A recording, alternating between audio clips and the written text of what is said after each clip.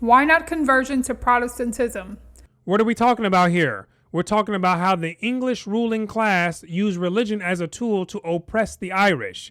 And so the English, they were primarily Protestants at this time, and the Irish were primarily Catholics. And so the author of this book, Theodore Allen, is basically asking if the English were deliberately targeting the Catholics for oppression, then why didn't the Irish Catholics just convert to becoming Protestants to stop the oppression? And so it's not as simple as it seems, and you'll see why as we go inside the book and get us some understanding. The consensus of authorities is that the population of Ireland doubled, rising from around 2 million to 4 million over the course of the 18th century, of whom between 75 and 80% were Catholics. Beginning in 1703, an official record was kept of all Irish Catholics converted to Protestantism. By the end of 1800, about 5,800 names had been enrolled. So we can see that amongst the Irish, Catholicism or popery, which is also called, it grew by a significant number in the 18th century. And so out of that growth, there was only about 5,800 that converted to becoming a Protestant.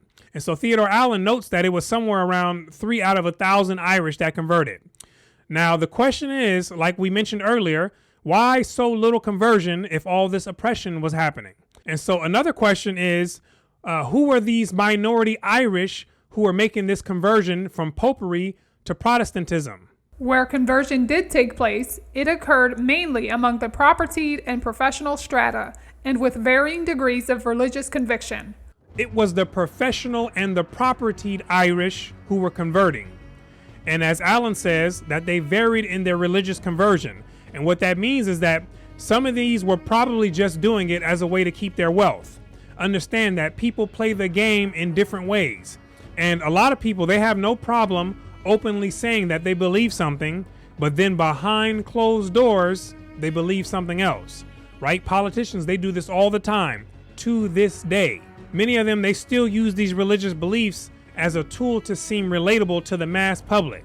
But behind closed doors, they have different beliefs, or they interpret religion in a way that's completely different from the average person. But regardless, it can be used as a means to receive some type of privilege or benefit, as was the case with the Irish propertied and professionals. Now watch this. By becoming Protestants, and only by becoming Protestants, they were enabled to enjoy social recognition and the privileges normal and essential to members of their class. The rights to purchase land, hold office, serve on grand juries, hold army commissions, have their sons educated in schools and universities, bear arms, exercise the rights of patriarchy, including that of bequeathing their property, etc. You see that? Some of the Irish who converted from Catholicism to Protestantism, they did it for these reasons, to get benefits, right? And the only way to get the benefits of being able to buy land, hold office, and get their sons educated was to convert, right? And this is how the game was set up in that society. And this is how the English were using religion as a tool to give rights to certain people and to withhold rights from others. And so the Irish propertied and professionals said, yes, we will do it. But the working class people, they didn't take that opportunity. For the rank and file of Catholic laboring people, there was little prospect of bourgeois enrichment.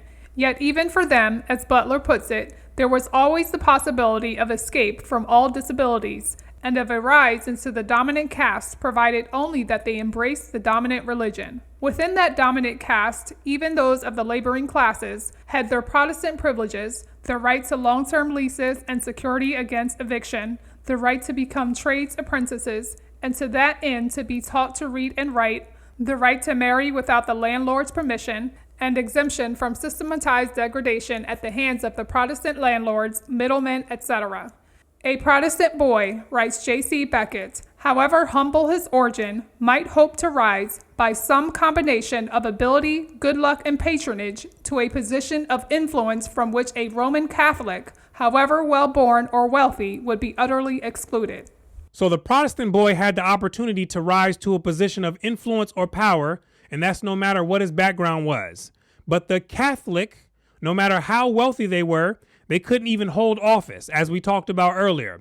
And so these laws, they were set up in place to block off the Catholics who were mostly Irish. And so again, we asked the question, why were they barely converting? And let's see what Alan says. There was certainly an aversion to surrendering this last main institutional vestige of Celtic Irish selfhood, an aversion daily reinforced by the indefatigable labors of 1,000 Catholic priests, working illegally, and the equally energetic efforts of the Protestant tithe proctors. Because of pride and the priests.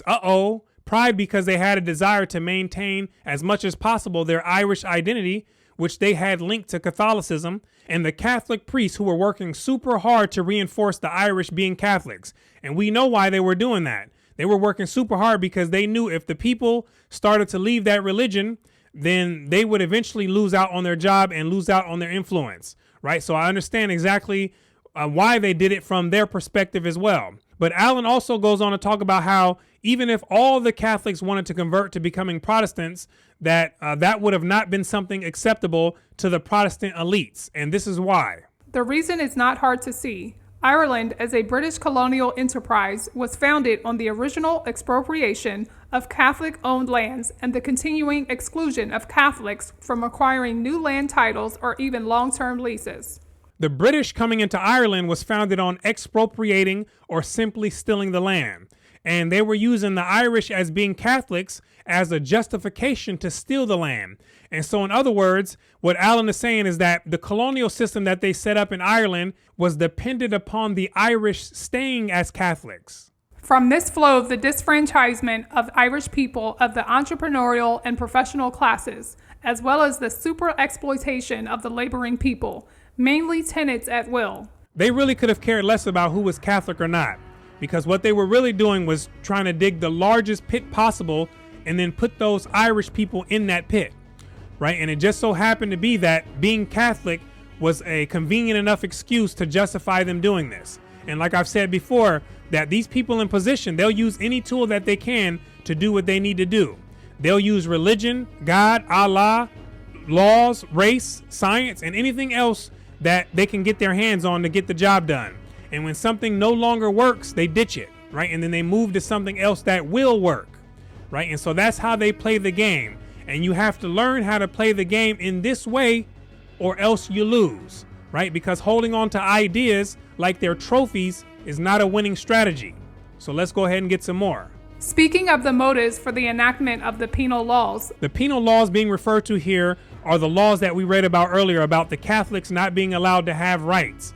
And so the motives for putting these penal laws in place, Lucky writes, behind all this lay the great fact that most of the land of the country was held by the title of recent confiscation, and that the old possessors or their children were still living, still remembered, still honored by the people.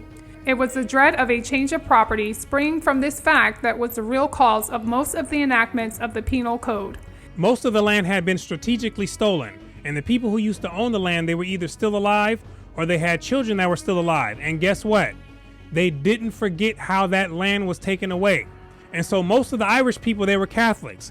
And because Catholicism was something that they had in common with each other, the master player of the game, the English, they understood this.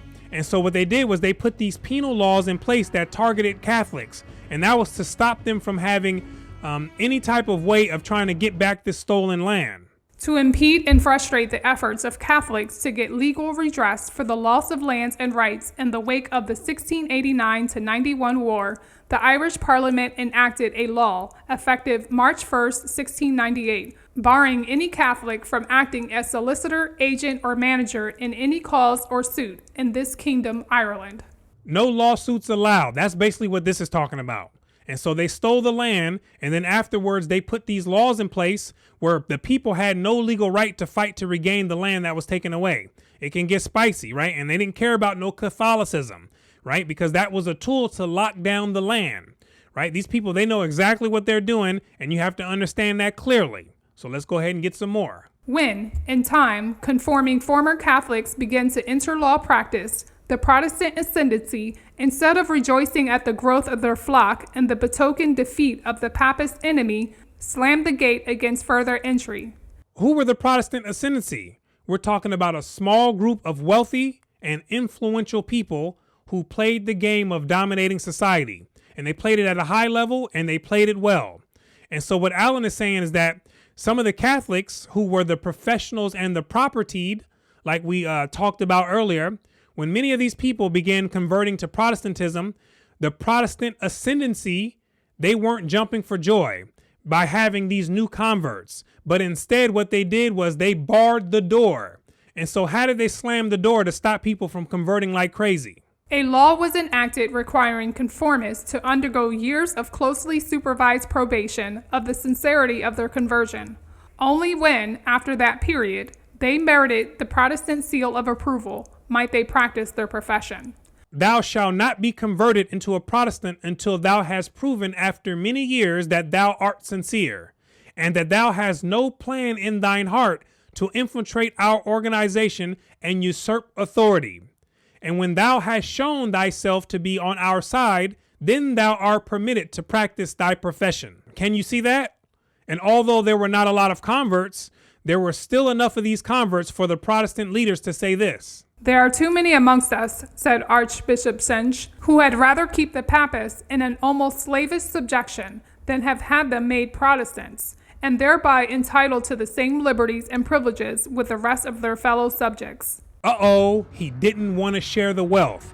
And so what did he want to do? He wanted to stay at the top and then keep the Catholics on the bottom, in the pit and in the lower realms. And so these are the type of words of a person who loves ruling over other people and being in power. And they'll use religion as a means to do it if they have to. And so there's way more people like this in the world today. And it's way more people than people think. The historian W.K. Sullivan concurred.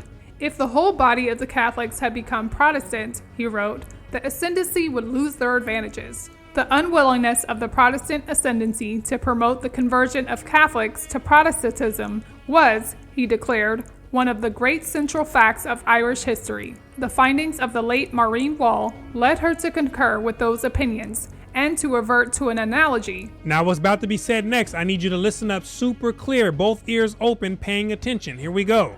The religious bar operated to exclude the Catholic majority from all positions of importance, in the same way as the color bar has operated to ensure white ascendancy in African countries. The same way that people in position, they use religion to exclude the Catholics from the important positions, is the same way that the skin color was used to maintain the idea of white supremacy.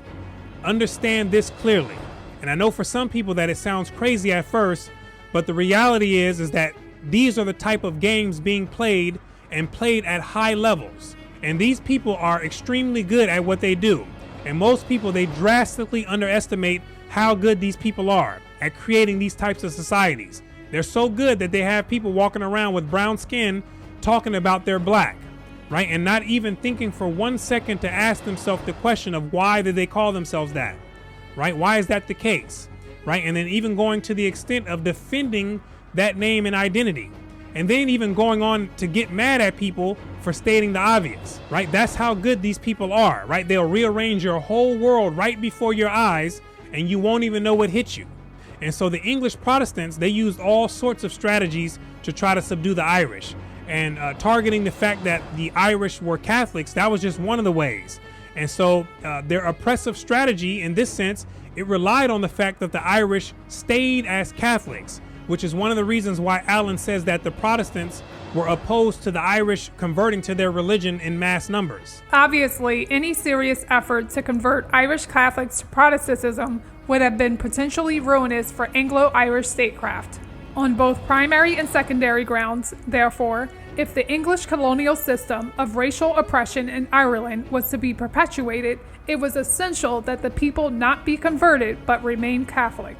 And so this is the end of part 3 commentary on the book here, The Invention of the White Race by Theodore Allen. And so I want to thank you for watching until the end. My name is Brooklyn St. Michael, and I'll see you on the next video.